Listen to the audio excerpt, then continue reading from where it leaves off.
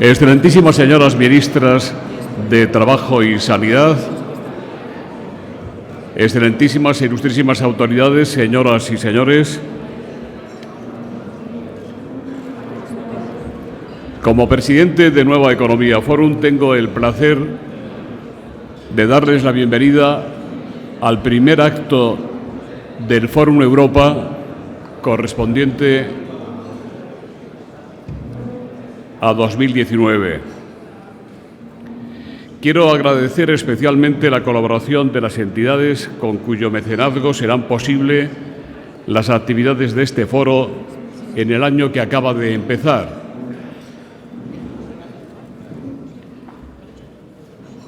Asisa, que viene haciéndolo desde hace 15 años, y las dos que se incorporan hoy, Cabify y Banco Sabadell.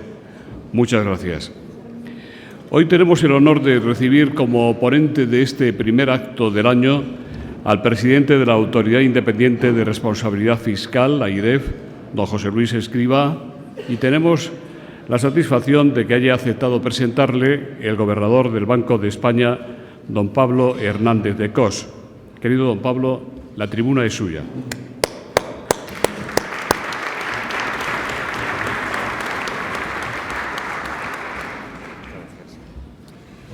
Muchas gracias, José Luis, y buenos días a todos. La verdad es que para mí es una auténtica satisfacción. La satisfacción es mía tener la oportunidad de estar aquí, de poder escuchar a José Luis con posterioridad y, sobre todo, de introducirle, porque bueno, me da la oportunidad no solamente de presentar a un buen colega y a un buen amigo, sino también la oportunidad de públicamente darle las gracias, felicitarle por el trabajo que lleva realizando ya durante los últimos 5 años al frente de la Autoridad Independiente de Responsabilidad Fiscal. Yo creo que tenemos un consenso muy generalizado dentro del país de que la creación de esta institución, al frente José Luis de la misma, ha sido un auténtico éxito, un éxito que no todos dábamos por garantizado hace 5 años. Teníamos pocas experiencias de instituciones de estas características que se hubieran creado y, sobre todo, teníamos poca experiencia de instituciones de estas características en nuestro país que se hubieran creado con éxito. Desde mi punto de vista, hay 4 características que hacen que efectivamente la Autoridad Independiente de Responsabilidad Fiscal sea una historia de éxito. Y, si me permiten un juego de palabras, tiene que ver esencialmente con que la autoridad, la AIREF, es una autoridad, es independiente, es responsable y además ha hecho una interpretación amplia de lo que es el concepto fiscal, ¿no? Y voy a tratar de explicar muy brevemente qué es lo que quiero decir con esto. En primer lugar, la Autoridad Independiente de Responsabilidad Fiscal se ha convertido en una autoridad, y esto, creo yo, se basa esencialmente en que los fundamentos de las valoraciones que la AIREF lleva haciendo desde hace 5 años están basados en el mayor rigor analítico. Algo que, por supuesto, se debe al staff de la institución, pero que José Luis mamó desde muy al principio de su carrera profesional, cuando inició esa carrera profesional en el Servicio de Estudios del Banco de España, que estaremos todos de acuerdo, y no porque lo diga yo, es probablemente una de las instituciones con mayor tradición de análisis económico y, en particular, de políticas económicas en este país. José Luis, más allá de llegar a ser su jefe de oficina, en la terminología que entonces usábamos en el Servicio de Estudios del Banco, con posterioridad se convirtió en jefe de la División de Estrategia de Política Monetaria del Banco Central Europeo. Más tarde pasó a ser director del Servicio de Estudios del Banco BBVA, que es evidentemente también, como también todos sabemos aquí, una institución con una larga tradición, probablemente el servicio de estudios más grande, diría yo, de los bancos no solamente nacionales, sino también internacionales, y con una larga tradición de análisis profundo y riguroso. Y finalmente acabó, antes de convertirse en presidente de la Autoridad Independiente de Responsabilidad Fiscal, en director para las Américas del Banco Internacional de Pagos de Basilea, que, insisto, también tiene una tradición muy importante de rigor analítico y de basar y de fundamentar sus valoraciones en un análisis muy profundo. Esta autoridad, además, le ha sido reconocida a la Autoridad Independiente de Responsabilidad Fiscal, y en particular a la persona de José Luis internacionalmente, pues desde hace ya también 4 años preside la red de autoridades independientes de responsabilidad fiscal que existe a nivel europeo, combinando, digamos, no solamente su faceta doméstica con esta faceta europea particularmente, que le permite también influir sobre cómo se enjuician las políticas presupuestarias a nivel no solo nacional, digo, sino europeo.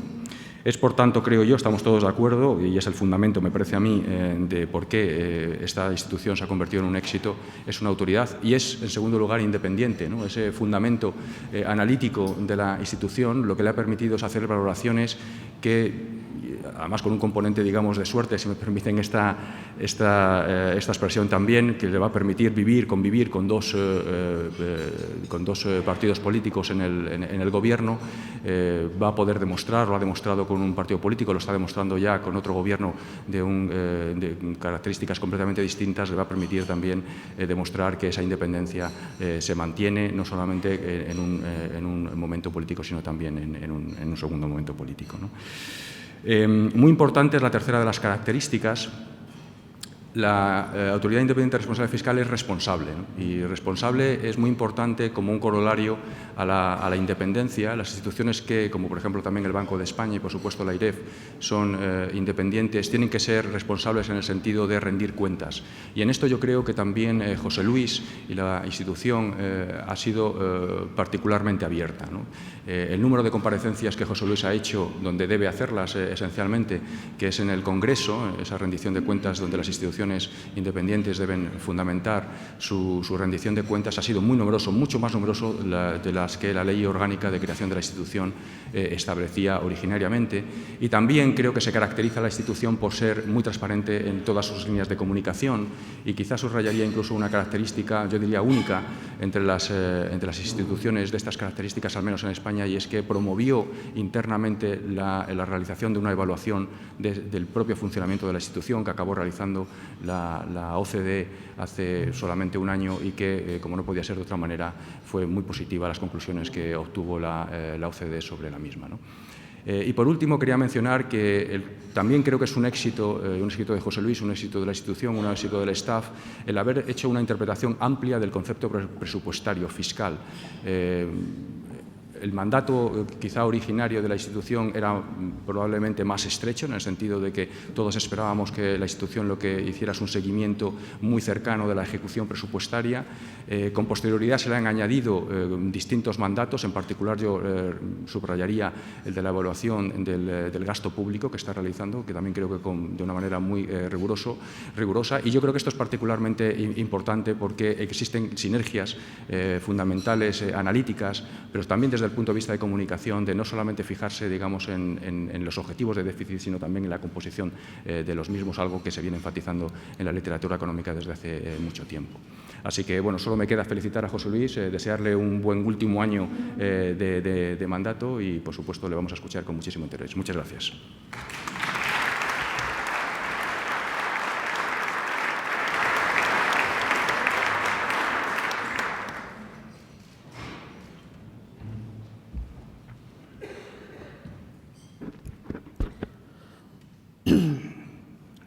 Buenos días a todos.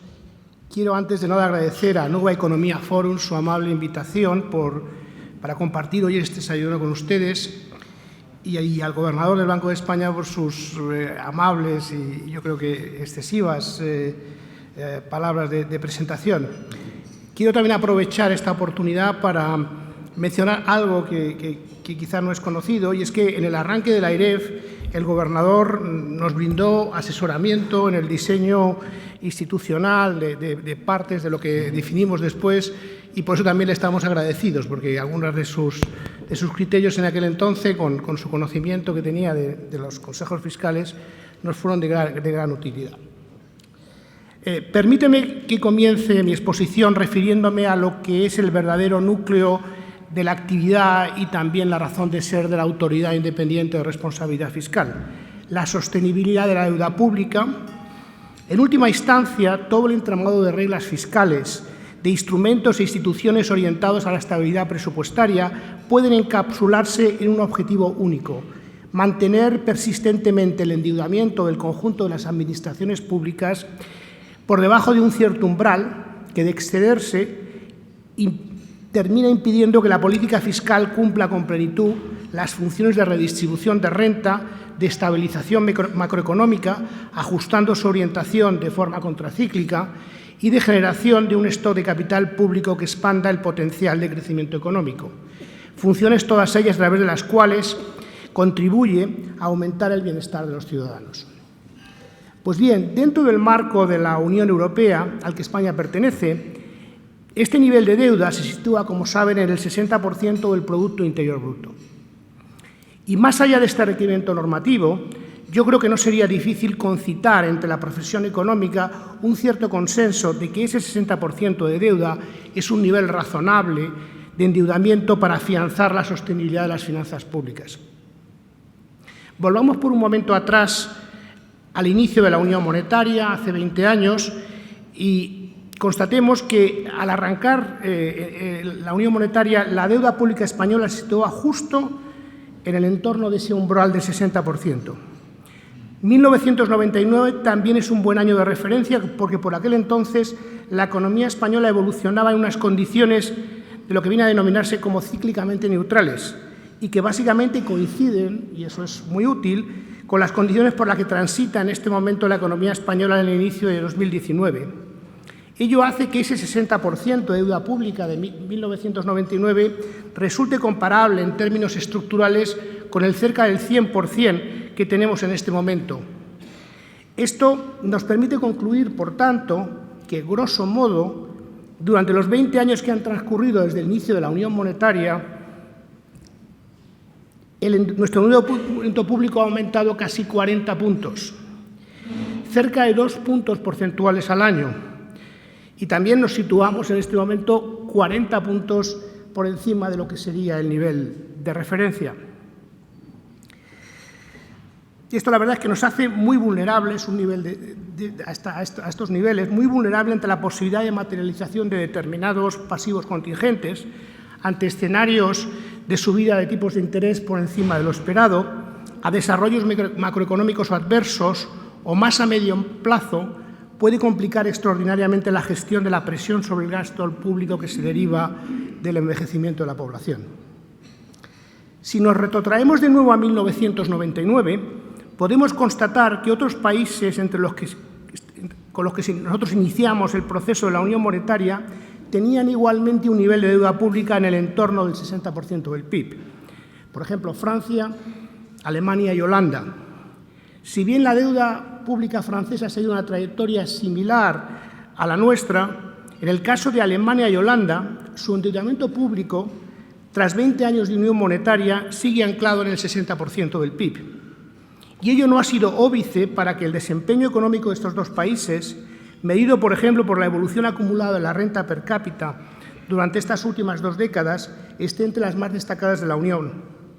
Análogamente, la política fiscal instrumentada en Alemania y Holanda, y como por ejemplo también la realizada en los países nórdicos, muestra una gran capacidad para neutralizar de forma prácticamente completa la tendencia creciente a la mayor desigualdad de la renta que se manifiesta en los países de nuestro entorno, algo de lo que desgraciadamente no pueden vanagloriarse en cambio los países mediterráneos, incluido España.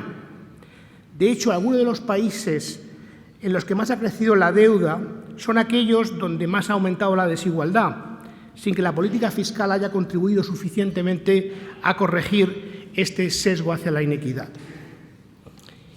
Y la realidad es que todos los países que constituyen la Unión Monetaria hemos estado sometidos durante estos 20 años al mismo marco de disciplina fiscal dentro del denominado Pacto de Estabilidad y Crecimiento y desarrollos posteriores como son el Two-Pact, el Six-Pact y el Fiscal Compact. Por consiguiente, el factor determinante de un mayor compromiso con la sostenibilidad de las finanzas públicas no parece haber sido el sometimiento a las reglas fiscales europeas. Si analizamos cuidadosamente los países con mejor desempeño de sostenibilidad, que además suelen coincidir, como he dicho antes, con los que desarrollan con mayor eficacia las distintas funciones de la política fiscal, descubriremos un patrón común muy claro. Son países con una calidad institucional muy superior en el ámbito presupuestario. Esta calidad se manifiesta en distintas vertientes. Permíteme destacar, entre otras, las siguientes. la existencia de marcos presupuestarios de medio plazo efectivos que evitan la tentación hacia el cortoplacismo oportunista, la limitación de espacios de discrecionalidad que pueden derivar en adopciones y decisiones de naturaleza arbitraria,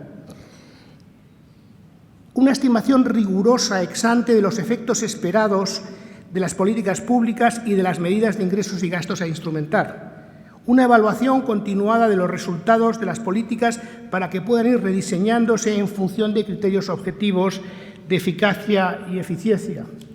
Y sigo, marcos de gobernanza de las instituciones fiscales que propicien la formación de consensos, la corresponsabilidad fiscal y el gobierno compartido.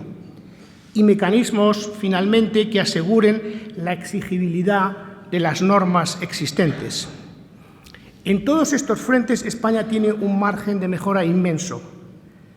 Puede argumentarse que esta institucionalidad no es sino el reflejo de sociedades que valoran particularmente la estabilidad. Sin negar este factor cultural, hay evidencia abrumadora de que el reforzamiento institucional rinde beneficios antes de lo que se sospecha, y esto propicia que los ciudadanos perciban las ventajas de políticas orientadas a la estabilidad y a la consecución de objetivos perdurables en el tiempo. Puede ponerse en marcha así, por tanto, ciertos círculos viciosos a través de los cuales la sociedad penaliza las políticas inconsistentes y exige marcos institucionales que las dificultan. La reforma y el reforzamiento institucional en el ámbito fiscal y presupuestario permite explotar además un canal que en determinadas coyunturas termina siendo decisivo, el canal de la credibilidad. En el pasado, España ha tendido a reganar credibilidad fiscal con medidas de mucho sacrificio de corto plazo, pero difícilmente sostenibles en el tiempo, o con cambios normativos que en apariencia conllevaban una gran exigencia, pero que resultaban muy difíciles de implementación. Las ganancias que se obtienen de esta forma son normalmente limitadas y volátiles. Desde esta perspectiva, conviene recordar que España tiene un nivel de deuda pública similar, si cabe ligeramente más bajo, que el de Francia o Bélgica, y déficits públicos similares al de estos países, pero al mismo tiempo exhibe a su favor un ritmo de crecimiento económico sensiblemente superior durante los últimos años y se espera que siga siendo así en el futuro próximo. Pues bien, a pesar de todo ello, el coste de nuestra deuda pública y la prima de riesgo asociada que nos exigen los mercados resulta sistemáticamente superior, cerca de un punto porcentual, con un margen realmente significativo respecto a lo que el mercado exige a Francia y Bélgica. Ante esta aparentemente y sorprendente déficit relativo de credibilidad de la sostenibilidad de las finanzas públicas españolas, podemos buscar distintas explicaciones más o menos alambicadas. La más evidente es, en mi opinión, que el marco institucional de medio plazo de estos países despierta mayor confianza a la hora de valorar su capacidad para abordar y reconducir procesos que pongan en riesgo en el futuro el desenvolvimiento ordenado de las finanzas públicas. En este contexto, conviene igualmente recordar la Ley Orgánica de Estabilidad Presupuestaria de 2012 y que contiene una disposición, concretamente la disposición transitoria primera, que establece que la deuda pública en España ha de alcanzar el objetivo del 60% del PIB en el año 2020 y establece además los mecanismos y las sendas de ajuste que deberían llevarnos a este nivel dentro ya escasamente de menos de 2 años. A pesar de lo inalcanzable a todas luces de esta meta y de que la propia disposición contempla distintas ventanas temporales para que este horizonte pueda ser revisado, esto no ha ocurrido hasta ahora. Y no me consta, por otra parte, que se haya ni siquiera intentado, aprovechando las distintas ocasiones en que se ha modificado la referida Ley Orgánica de Estabilidad en los últimos años. Este es un caso verdaderamente paradigmático, en mi opinión, de cómo se pierde fácilmente credibilidad en la sostenibilidad de las finanzas públicas. Primero, se fijan objetivos manifiestamente irrealizables. Después, cuando se incumplen masivamente, se ignora dicho incumplimiento. Y finalmente, el horizonte del objetivo no se sustituye por uno más realista, con lo que ello supone de desanclaje en términos de sostenibilidad. Ante esta situación, cabe preguntarse si realmente es tan difícil alcanzar un consenso sobre una referencia vinculante de medio plazo de convergencia de la deuda pública al 60% del PIB. Habrá quienes prefieran un ritmo más rápido para afianzar lo antes posible las ganancias de credibilidad y estarán los que propicien sendas más gradualistas para dar mayor flexibilidad a corto plazo a la política fiscal. Pero debería haber un punto de encuentro entre las distintas posiciones y hacer de esto una cuestión no partidista. Y una vez consensuado un horizonte temporal y una trayectoria que ancle las estrategias de disciplina fiscal, existe multitud de combinaciones de ingresos y gastos compatibles con esta trayectoria y todo el espacio del mundo para confrontar posiciones distintas sobre la bonanza relativa de las distintas políticas fiscales. Les puedo asegurar que los acreedores de nuestra deuda pública valorarían mucho más un compromiso firme y creíble de reducción de la deuda pública, por muy gradualista que éste fuera, que medidas espasmódicas en momentos puntuales acompañadas de indefinición sobre la estrategia de consolidación a medio plazo. Dados los beneficios evidentes para la economía española y sus ciudadanos de consensos de esta naturaleza, creo que el esfuerzo de buscarlos lo merece realmente. Y en este ámbito de formación de consensos en materia presupuestaria y fiscal, resulta necesario interiorizar que nos hemos movido en poco tiempo y con visos verdaderamente de permanencia desde una estructura básicamente bipartidista a otra de considerable fragmentación. Y en esto debemos aprender de los países que llevan muchos años funcionando bajo estas condiciones y han ido adaptando sus instituciones y reglas fiscales a esta realidad. Holanda, por ejemplo, que lleva con gobiernos de coalición desde prácticamente después de la Segunda Guerra Mundial, es una referencia, en mi opinión, muy interesante. Se ha dotado de un sistema de reglas simples, pero efectivas, y de instituciones independientes de carácter técnico que facilitan el diseño y acuerdo de planes presupuestarios que se extienden durante toda la legislatura y donde los espacios de discrecionalidad están bien acotados e impera el gradualismo y la transparencia. Y todo ello en un marco de estabilidad presupuestaria a medio plazo muy razonable. El modelo holandés está lleno de pragmatismo y su éxito reside, en parte, en el reconocimiento de las instancias democráticas de decisión que hay parámetros e inputs del proceso presupuestario que deben sacarse fuera del debate partidista y del ámbito político. Otra área donde el reforzamiento institucional es indispensable es el territorial. Somos uno de los países del mundo con mayor descentralización del gasto público. Y esto no tiene por qué ser incompatible con un elevado grado de estabilidad presupuestaria y una eficacia considerable de la política fiscal, como lo pone de manifiesto los casos de Alemania, Austria, Canadá o Australia, y con una dimensión de descentralización del gasto a nivel más municipal, todos los países nórdicos. En estos países, el marco de estabilidad presupuestaria suele ser más simple que el nuestro. Los incentivos están en general mucho mejor alineados y el aparataje técnico está más extendido y es claramente más sofisticado. Por eso, sin duda, es en el ámbito de la gobernanza donde el recorrido yo creo que es de mejora es mayor.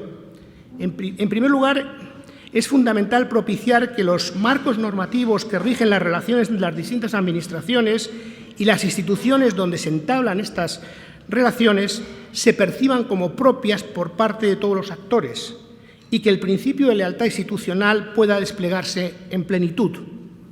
En este sentido, hay que reforzar los mecanismos multilaterales de decisión y reformar muchos elementos institucionales que dificultan la puesta en común de distintas posiciones y la formación de consensos. Hay que huir de la bilateralidad que propicie discrecionalidad y opacidad. Y frente a la reivindicación continua del autogobierno, hay que identificar y propiciar los ámbitos de gobierno compartido. En un entorno de estas características, resultaría más fácil abordar retos pendientes y urgentes, entre los cuales me gustaría destacar los siguientes. la simplificación de las reglas fiscales y la jerarquización de sus objetivos a nivel territorial, la reforma conjunta de los sistemas de financiación autonómica y local, asegurando la correspondencia entre financiación y competencia, el problema de sostenibilidad de la deuda de determinadas administraciones y la reforma de los mecanismos de fijación de objetivos fiscales, el rediseño de los pales de reequilibrio y de las medidas correctivas asociadas en los casos de incumplimiento, prescindiendo de elementos formales poco practicables y dotando a los procedimientos de gradualismo y orientación a medio plazo, al mismo tiempo que se potencian los mecanismos de carácter preventivo. Bajo esta filosofía, la Autoridad Independiente de Responsabilidad Fiscal ha venido realizando estos años recomendaciones específicas a las distintas administraciones públicas dentro del ámbito de actuación de cada una de ellas. Es nuestra intención, en el curso de este año, mejor antes que después, veremos si lo podemos conseguir, emitir una opinión formal con una reflexión más general que contenga propuestas para reformar con carácter integral el marco presupuestario y las reglas fiscales para elevar su calidad institucional y adecuarlo a los retos que tendrán que afrontar en el futuro. Otra área en la que el reforzamiento institucional es especialmente necesario es en el de la evaluación de las políticas públicas, tanto ex ante en la etapa de diseño como ex post a la hora de revisar las políticas ya implementadas y analizar su eficiencia y el grado de eficacia. Desafortunadamente, con notables excepciones, casi todo lo que en España se ha venido realizando en este campo hasta ahora ha tenido un carácter más formal que sustancial. Las administraciones públicas no tienen incorporado en general en su ADN un espíritu de evaluación, ya sea propia o externa, del desempeño de sus funciones y de los resultados obtenidos. En este sentido, la Autoridad Independiente de Responsabilidad Fiscal ha realizado durante el año 2018, el gobernador se ha referido a ello, un ejercicio que yo llamaría piloto, por ser la primera vez y con dificultades y con, digamos, contrastes de cómo funcionar, centrado en el ámbito de las subvenciones públicas, con 7 proyectos específicos de evaluación. Estamos ya estos días discutiendo los resultados con las administraciones involucradas y próximamente se divulgarán. Yo creo que hay resultados ciertamente interesantes y útiles, algunos novedosos y otros más esperados. Yo creo que es importante, lo más importante yo diría, es que estas evaluaciones tengan continuidad y se consoliden con un procedimiento regular. De entrada, para el año 2019, el Gobierno nos ha encargado una nueva evaluación centrada en el gasto hospitalario en farmacia y equipos médicos, las infraestructuras de transporte, los beneficios fiscales y las bonificaciones a la contratación. Pero lo que es realmente crucial es que las evaluaciones den lugar a una reconsideración de las políticas públicas en función de la eficacia del gasto y de su grado de eficiencia con la que se ejecuten y alimenten de esta forma los procesos presupuestarios subsiguientes. Este es el verdadero reto hacia adelante. En los países de mejor desempeño económico en general y fiscal y presupuestario en particular, sus marcos normativos suelen reservar, en mayor medida que en otros, a instituciones y agencias independientes funciones relevantes, ya sea en el terreno de la supervisión y regulación, en el de la provisión de determinados elementos para la toma de decisión o incluso en la ejecución autónoma de determinadas tareas específicas. Con ello, los gobiernos se atan las manos y reconocen que hay funciones que se desempeñan con mayor eficacia operando bajo criterios estrictamente técnicos. Sin embargo, de un tiempo a esta parte, a nivel internacional y desde distintos ámbitos, se están generalizando actitudes que cuestionan la labor de las instituciones económicas independientes.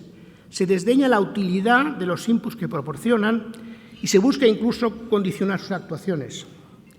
Y ello ocurre al tiempo que se formulan políticas sustentadas en escasa evidencia, cuando no en auténticas torsiones de la realidad, y se proponen soluciones simplistas y cortoplacistas sin interiorización alguna de los costes que conllevan. Es justo en este entorno en el que el concurso de las instituciones independientes es más necesario que nunca, en el que al mismo tiempo sus actuaciones pueden verse más hostigadas. En este contexto, permítanme como reflexión final y basándome en mi experiencia en este mundo, que comparta con ustedes cuál creo yo que es la mejor manera en que deben conducirse las instituciones independientes. En el caso nuestro de la Autoridad Independiente de Responsabilidad Fiscal, desde nuestro nacimiento, ya hace casi 5 años, hemos intentado que así sea. En primer lugar, comportándose con humildad. La soberbia tecnocrática genera un justificable rechazo. En segundo lugar, asegurándose que la percepción de objetividad y rigor sea máxima. En tercero, reforzando y ampliando los mecanismos de rendición de cuentas y la transparencia de sus actuaciones. En cuarto lugar, esforzándose por ser eficaz y cumplir las funciones que le marca su normativa con pulcritud y focalización, evitando cualquier percepción tanto de extralimitación como de inhibición. La eficacia es, en última instancia, la fuente de legitimidad de una institución independiente. Y finalmente, y para terminar, añadiendo a sus actuaciones una conciencia reforzada sobre los elementos del entorno en el que opera, interiorizando nuevas realidades y nuevas incertidumbres. Muchas gracias.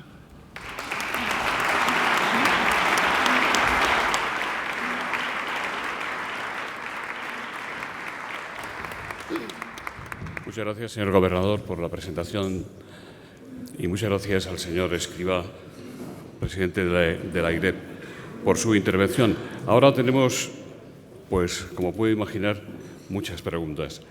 Elena Martín, de La Sexta, dice: ¿cómo podríamos subir la edad efectiva de jubilación? ¿De qué efectos hablamos? Carlos González le pregunta por qué finalmente la AIREF ha aceptado los planteamientos o postulados del Ministerio de Trabajo para no subir la edad de jubilación. Alicia Rodríguez de Paz, de La Vanguardia, le pregunta si considera usted suficiente la propuesta del Gobierno de tomar medidas para retrasar la edad efectiva de jubilación 1 año en 3 décadas. Bueno, veo que empiezo por la edad de jubilación. No esperaba yo esto. Bueno, nosotros, es decir, lo que hemos hecho es un análisis, por explicar a qué hace referencia, para los que no lo conozcan. La Autoridad Independiente de Responsabilidad Fiscal tiene responsabilidades en el ámbito de la seguridad social y tiene que emitir, bajo determinadas condiciones, opiniones sobre sostenibilidad. Y nosotros lo hemos hecho. Para hacerlo, previamente, lo que nos hemos preparado suficientemente, hemos creado una serie de herramientas que nos permita contestar algunas de esas preguntas y evaluar cuáles son los retos de la seguridad social a medio plazo. Entonces, una de esas herramientas es una herramienta de simulación que permite evaluar nuevas medidas en las que se pueda profundizar, y concretamente la medida a la que se refiere la pregunta tiene que ver con la profundización de la reforma paramétrica, una reforma paramétrica del año 2011, que supone ir aumentando la edad de jubilación progresivamente. Pero nosotros no tenemos con nuestra herramienta una capacidad suficiente, y creo que eso más lo tendría que hacer la Seguridad Social, para poder discriminar entre distintas medidas que puedan crear los incentivos a la jubilación. Lo que nuestra herramienta nos dice, de una forma agregada, es que por cada año que sube la edad efectiva de jubilación desde un nivel actual que está en 62,7 años, por cada año que sube esa edad de jubilación, a medio plazo, es decir, el punto máximo en el cual se elevaría el gasto en pensiones, que es a finales de la década de los 40, se reduciría en 0,4 décimas. Por lo tanto, si fuéramos capaces de acercarnos a la edad de jubilación legal de 67 años, que existe, digamos, en las condiciones normales, o que existirían a 67 años a mediados de la década que viene, es decir, una parte significativa del problema que tenemos de gasto en pensiones quedaría neutralizado. Esa es la respuesta. Luis Antonio Ferrer le pregunta si cree viable a corto plazo que parte de las cotizaciones por desempleo se destine a pensiones. Cristina Martín, de Hispanidad, le pregunta si vamos hacia la quiebra del sistema de pensiones en España. Bueno, respecto a la primera pregunta, sí, nosotros hemos realizado un análisis comparativo de los países de nuestro entorno. Hemos mirado además la trayectoria de las cotizaciones sociales en España. La verdad es que el nivel de cotizaciones sociales en España está, en su conjunto, por encima de la media, es un nivel relativamente alto. Lo que resulta verdaderamente singular es que de ese nivel de cotizaciones, 7 puntos se dediquen a desempleo en sus distintos gastos o modalidades de políticas activas. La verdad es que si utilizáramos la analogía que existe en el caso de las contingencias comunes, de tal forma que la parte no contributiva o los gastos no contributivos de la seguridad social, por ejemplo, los complementos a mínimos, se pagan contra los presupuestos del Estado para mantener la contributividad del sistema. Si hiciéramos lo mismo con las cotizaciones destinadas al desempleo y, por tanto, destináramos a eso el porcentaje correspondiente, es decir, hasta los 24 meses de cotización por desempleo, de los 7 puntos que hay en este momento, solo serían necesarios 3,5 puntos. Por tanto, es una decisión relativamente discrecional cómo distribuyes esos 30 y tantos, 34 puntos entre contingencias comunes y desempleo, y a nosotros nos parece que lo más razonable es cambiar esa composición, porque hacia adelante, además, tendemos a pensar. El gran reto está en el gasto en pensiones y pensamos que va a estar mucho menos en el desempleo, precisamente porque el envejecimiento también va a generar una presión sobre las condiciones del mercado de trabajo muy distintas a las que han estado vigentes en el saldo entre oferta y demanda. La otra pregunta es sobre, pues esa pregunta, es decir, lo que nosotros hemos hecho en nuestro estudio es analizar lo que nos parece cuál es el escenario más probable hacia adelante, y además es un escenario que obviamente tiene una incertidumbre considerable. Para nosotros el problema de medio plazo está es decir, por lo tanto, el reto a medio plazo, digamos, para mantener las pensiones en niveles de suficiencia similares a los actuales se sitúa entre 2 y 4 puntos del PIB. Es decir, a partir de ahí nosotros hemos planteado una serie de medidas de distinta naturaleza que, si se pusieran en marcha con suficiente antelación, neutralizan de una forma significativa el problema, aunque puede que no completamente. Santos Domínguez, AIDEF ha pedido restringir las jubilaciones anticipadas y la propia ministra de Trabajo está estudiando hacerlo también.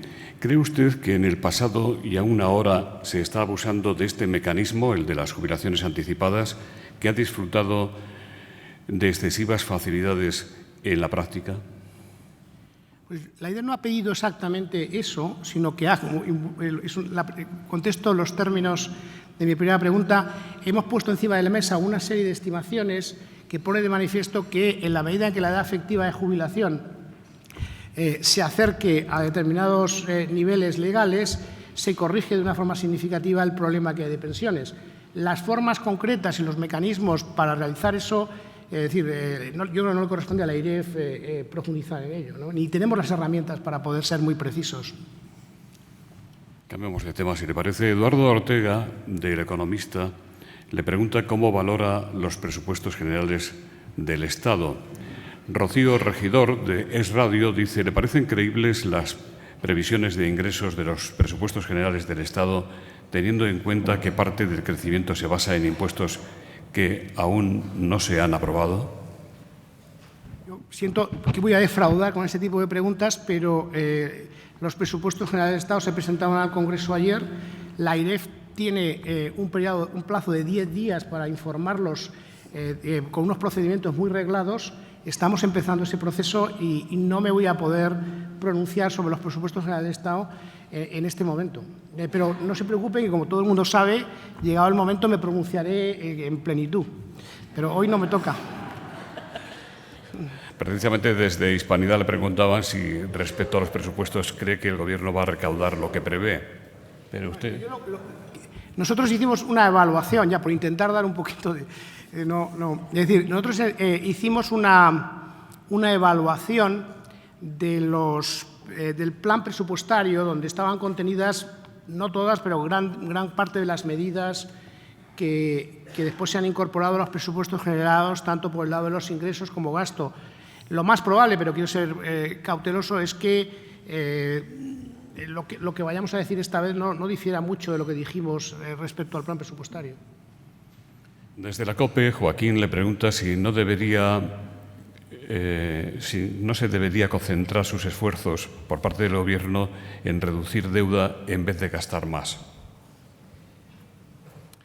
Yo creo que esta es una pregunta. Es decir, aquí tenemos una cierta tensión y yo diría que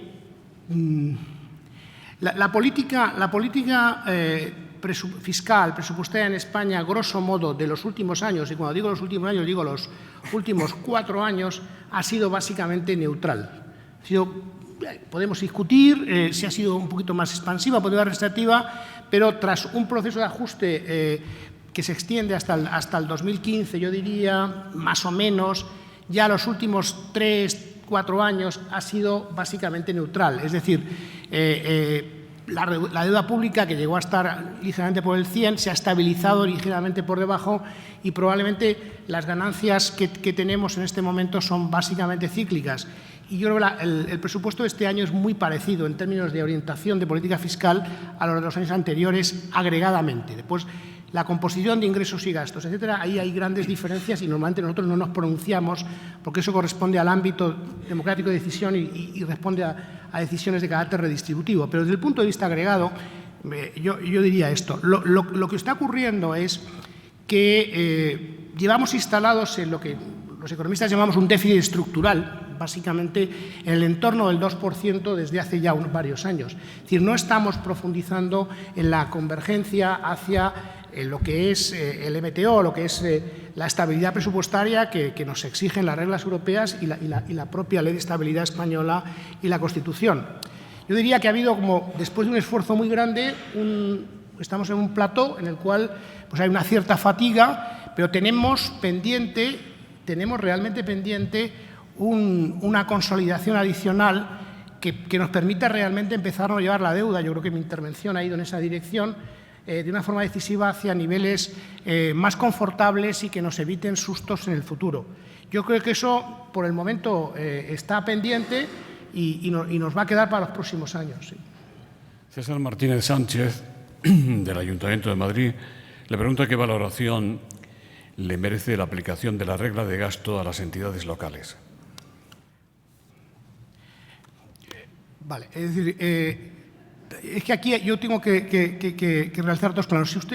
Si usted, quien me haya formulado la pregunta, me hace una pregunta conceptual y en algún momento nosotros tendremos que pronunciarlos, la aplicación estricta de la regla de gasto a instituciones, digamos, a nivel local es muy inhabitual y no tiene precedentes y genera a veces distorsiones.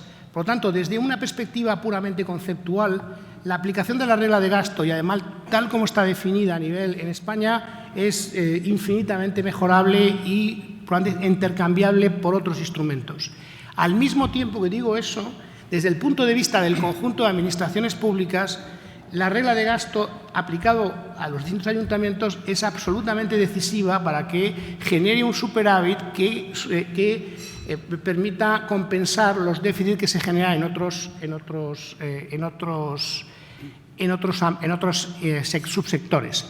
Entonces, llegado a este punto, yo creo que hay que reconciliar estos dos planos y no es fácil. En algún momento, yo creo que, y yo he apuntado, nosotros cuando propongamos un nuevo marco, probablemente el tratamiento de, digamos, la disciplina fiscal a nivel de los ayuntamientos desde una perspectiva de medio plazo debería ser muy distinta de cómo está en la Ley de Estabilidad. Pero, por otro lado, durante un cierto tiempo, digamos, la aportación que hacen los ayuntamientos al conjunto de administraciones públicas, desgraciadamente, no es sustituible. No es sustituible. Al mismo tiempo, yo hago cuando hablo de la regla de gasto, hago una reflexión que, en general, en muchos ayuntamientos no termina de satisfacer, pero que voy a repetir en este momento, y es, para nosotros, el superávit que tienen los ayuntamientos, que es el resultado de que la regla de gasto, cada vez menos, porque la regla de gasto va dando cada vez crecimientos del gasto algo mayores a medida que nos vamos normalizando cíclicamente, pero es sensiblemente inferior el tope de gasto al crecimiento de los ingresos. Esto genera estos superávit agregadamente en los ayuntamientos. Cuando nosotros miramos y comparamos los ayuntamientos con el resto de sus sectores, no nos parece que los ayuntamientos estén mal, en términos relativos, dotados desde el punto de vista de el gasto que ejecutan. Y sobre todo teniendo en cuenta las competencias que tienen. Con lo cual, si a mí me dicen, ¿es la prioridad que los ayuntamientos aumenten el gasto frente al problema que vemos en algunas comunidades autónomas que están infrafinanciadas o el problema que tenemos pendiente de la seguridad social? Yo diría que cuando yo tomo esa perspectiva agregada digo que no es una prioridad. Y nosotros hemos planteado una solución. Aquí a este problema de los ayuntamientos hay dos soluciones. Una, que yo creo que no es factible en ningún caso, que es reducir el nivel de financiación que desde el Estado se proporciona a los ayuntamientos de cerca de 20.000 millones de euros, porque de esos 20.000, 7.000 terminan todos los años en el banco. Ya vamos este año a terminar por 30.000 millones de depósitos en los bancos, de los ayuntamientos en los bancos. Luego, pero eso parece que no... Convendrán conmigo que eso va a ser muy difícil que ocurra, que se reduzca. Entonces, la otra alternativa es cambiar el nivel competencial de los ayuntamientos. Y además, en España, los ayuntamientos realizan una función en términos de gasto social, dependencia y de otro tipo extraordinariamente importante. En otros países de nuestro entorno, ese es un gasto de proximidad que suelen ejercer los ayuntamientos, pues ampliemos las competencias de los ayuntamientos y que llegue a un acuerdo con las comunidades autónomas para que se hagan cargo de gasto que, por ejemplo, en dependencia las comunidades autónomas no pueden llegar a cubrir. Hay una lista de espera de casi 300.000 personas en dependencia o de renta mínima.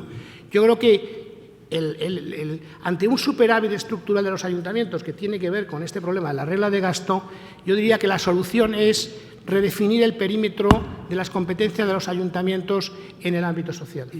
Está con nosotros la señora ministra de Sanidad y hay una pregunta de Diego Velasco que quiere saber si, en su opinión, es sostenible el gasto sanitario en España. Sí, el gasto sanitario en España, cuando lo comparamos con nuestros países en nuestro entorno, y probablemente no lo hemos hecho, pero lo terminaremos haciendo, no digan que no, y lo ajustamos por calidad y eficacia, seguramente va a dar un resultado. Es decir, no diría yo que cuando uno mira, y no voy a decir otros, cuando uno mira los servicios, con la provisión de servicios públicos en España ajustados de calidad, no va a aparecer la sanidad como un sector a ser penalizado en ningún caso. Dicho esto, cuando uno analiza con detalle, y nosotros lo estamos haciendo en este momento, el gasto sanitario, y lo vamos a hacer en el 2019 con otro tipo de gasto sanitario, sí que aparecen áreas, por ejemplo, en el área farmacológica, donde hay margen de mejora que haría más sostenible el sistema. Yo creo que en el ámbito farmacológico en particular, el gran reto, y es más un problema más de gasto hospitalario que de gasto a nivel asistencial, el gran reto es cómo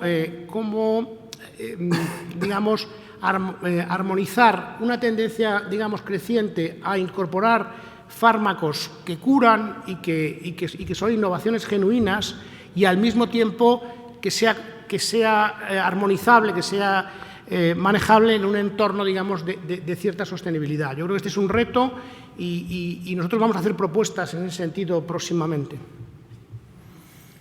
Santiago Lozano le pregunta, presidente, ¿qué valoración hace de lo que está ocurriendo con la cotización de Día, que tiene miles de accionistas y proveedores y que está siendo objeto de operaciones dirigidas por el magnate ruso Friedman, investigado por las autoridades holandesas y norteamericanas por presunto blanqueo de capitales y otras prácticas, usando al banco ING, que también está siendo investigado por el vaciamiento por parte de Friedman de la empresa española C.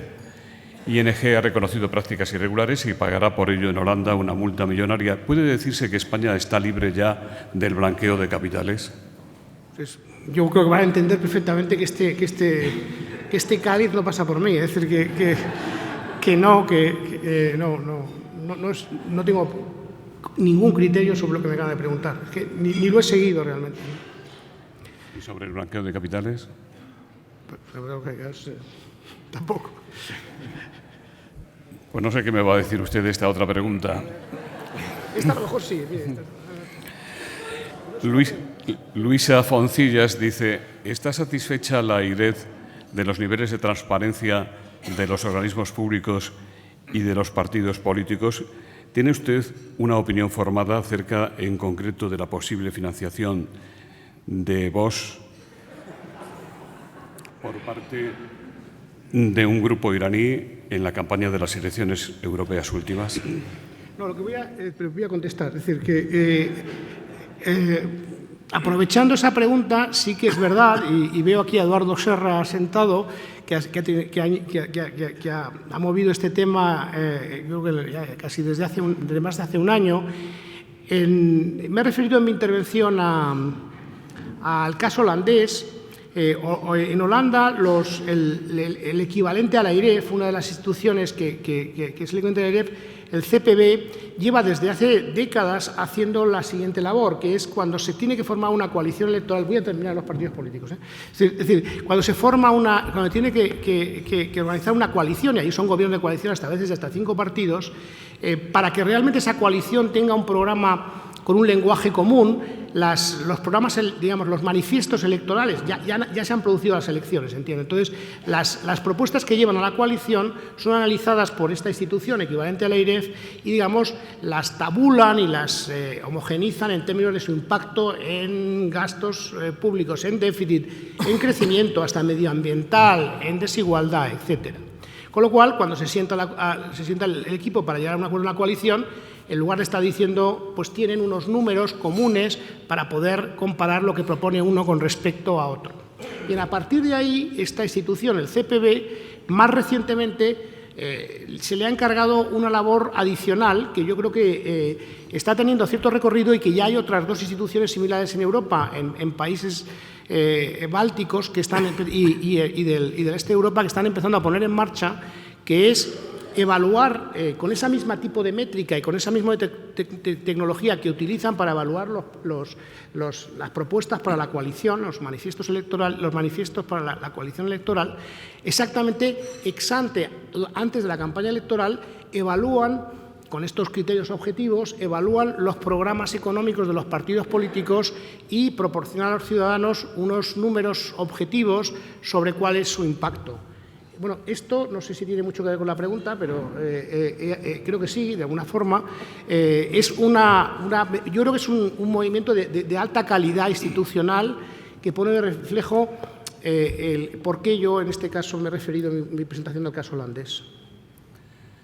En nombre de los mecenas que hacen posible este Fórum Europa de Asisa, representada hoy por doña Elia Esteban, de Cabify, representada por don Isaac Martín Barbero, es doña Blanca Montero, de Sabadell, quien va a cerrar el acto. Buenos días. En nombre de Asisa, Cabify y Banco Sabadell, quisiera agradecer a todos su asistencia y en especial al presidente de la AIREF, don José Luis Escrivá, y al y al gobernador del Banco de España, don Pablo Hernández de Cos, por su participación en este foro.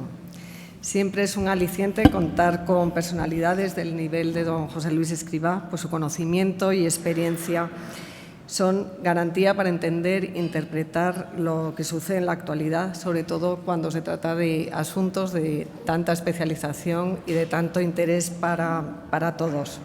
Asimismo, agradezco a la organización de Fórum Europa la oportunidad de patrocinar y participar en estos encuentros que tienen como objeto crear un foro de conocimiento y reflexión que sirva para seguir avanzando como sociedad. En nombre de Asisa Cabify, esperamos verlos de nuevo en próximos desayunos informativos que trataremos temas de actualidad. Muchas gracias.